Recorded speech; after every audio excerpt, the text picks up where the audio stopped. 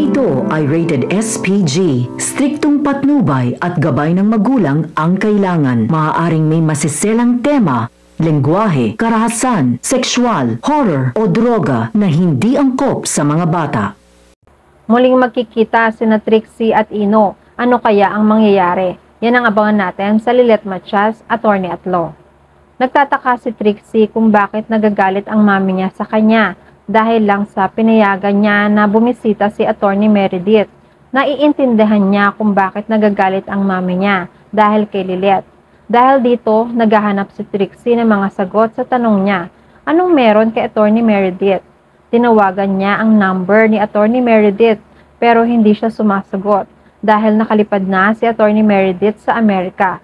Naisip naman ni Trixie na si Era ang kausapin. Hello, Attorney Era. Si Trixie ito. Pwede ba tayo magkita? Pumayag naman agad si Era. Nagset sila ng araw at lugar ng kanilang pagtatagpuan.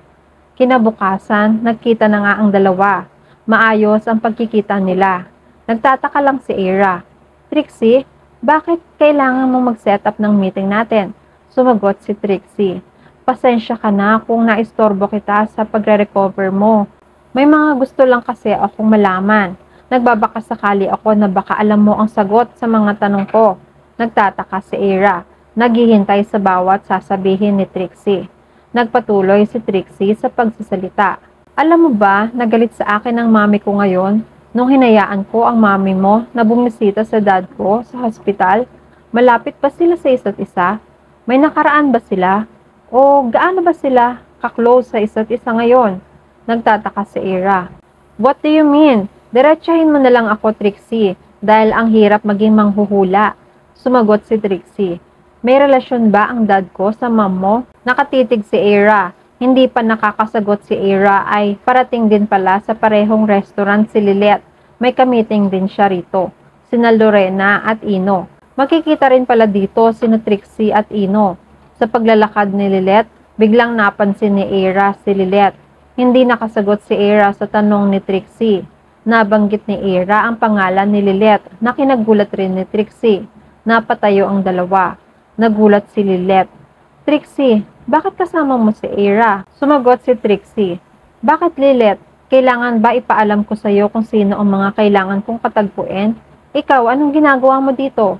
Maya-maya ay may isang binata na tinawag si Lilet. Ate Lilet, nagulat lalo si Trixie nang makilala niya na si Ino pala ito. Masaya naman si Era sa nakikita niya dahil hindi na naman makakalapit si Lilet kay Trixie. Hindi makapagsalita nung una si Trixie sa nakita.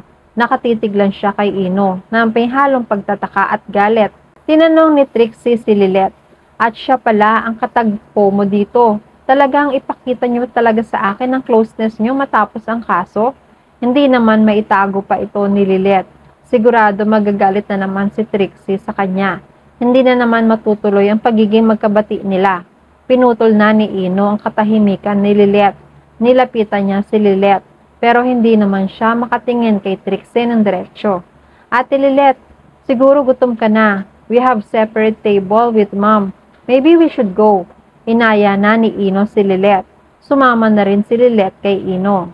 Sa table ni na Ino, nandito si Lorena. Naghihintay sa kanila ni Lilet. Binatin ni Lilet si Lorena. Nagtanong si Lilet, ano po ba ang reason ng meeting natin ngayon ka Lorena? Bakit kasama pa si Ino? Nakangiti si Lorena.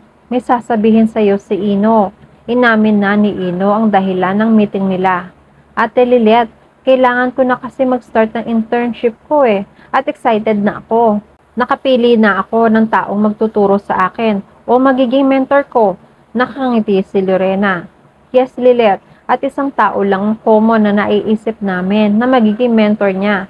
Of course, he wants only the best. Nagtataka si Lilet.